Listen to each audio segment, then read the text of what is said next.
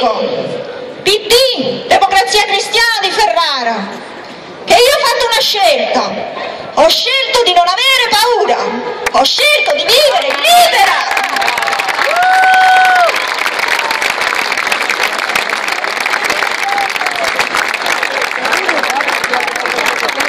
Per i 68 anni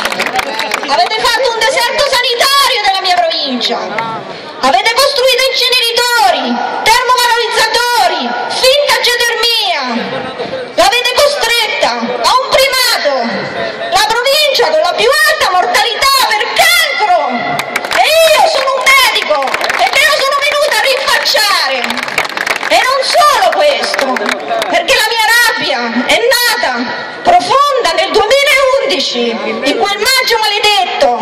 quando di corsa sono dovuta andare a prendere mio figlio nascosto sotto un banco perché una merdosa scuola statale veniva giù per il terremoto che le nostre trivellazioni hanno fatto.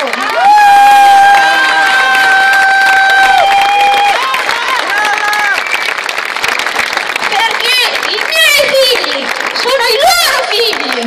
i vostri figli, e la rabbia è diventata forza e l'intelligenza è diventata fortissima, e con la mia famiglia 5 Stelle a Ferrara abbiamo deciso di iniziare